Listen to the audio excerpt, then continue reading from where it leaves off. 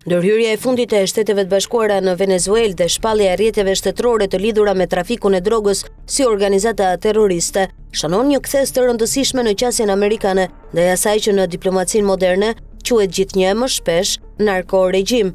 Nuk bëhet fjalë thjesht për një goditje ndaj Nicolas Maduros, por për një sinjal global. Imuniteti politik për pushtetin e ndërtuar mbi drogë, korrupsion dhe dhunë nuk është më i garantuar. Prej vitesh një numër regjimesh autoritare kanë mbijetuar duke përdorur krimin e organizuar si burim financimi, instrument kontrolli dhe mjet ndikimi gjeopolitik. Trafiku ndërkombëtar i drogës, pastrimi i parave dhe bashkëpunimi me grupet e armatosura janë zhderruar në pjesë të arkitekturës së pushtetit në disa vende. Deri vonë, këto regjime fshiheshin pas parimit të sovranitetit dhe bllokimit në OKB, duke bërë reagimin ndërkombëtar të dobët ose të pamundur.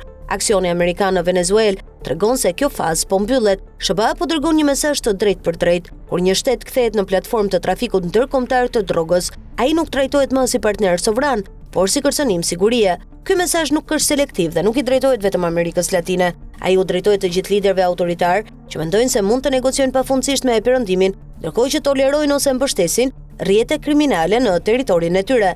Në këtë kontekst, edhe Shqipëria nuk mund të shihet jashtë panoramës globale.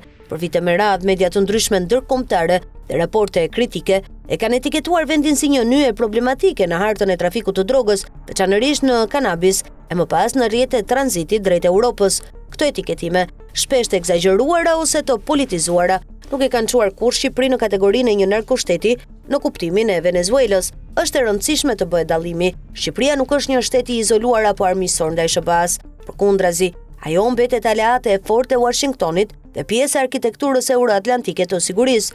Një ndërhyrje amerikane të tipit Venezuelë ndaj Shqipërisë është jo vetëm e paimagjinueshme, por edhe politikisht e pamundur. Megjithatë, kjo nuk do të thotë se mesazhi amerikan nuk e prek edhe Tiranën. Përkundrazi, ambasada e SBA në Shqipëri e ka theksuar në mënyrë të vazhdueshme se lufta kundër trafikut ndërkombëtar të drogës, krimit të organizuar dhe pastrimit të parave është prioritet absolut. Këto mesazhe nuk janë formale, ato janë paralajmërime politike dhe strategjike.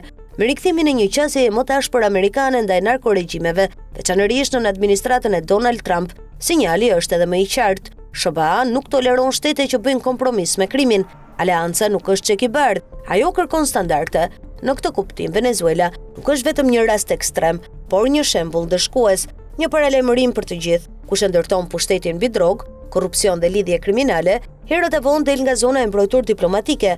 Në fund, mesazhi global është i thjeshtë dhe brutal në realizëm. Epoka e justifikimeve ka mbaruar. Sovraniteti nuk mund të përdoret si mburojë për krimin shtetëror. Dhe ndërhyrja amerikane në Venezuelë tregon se në një botë ku rendi ndërkombëtar po dobësohet, forca do të përdoret aty ku ligji nuk funksionon më.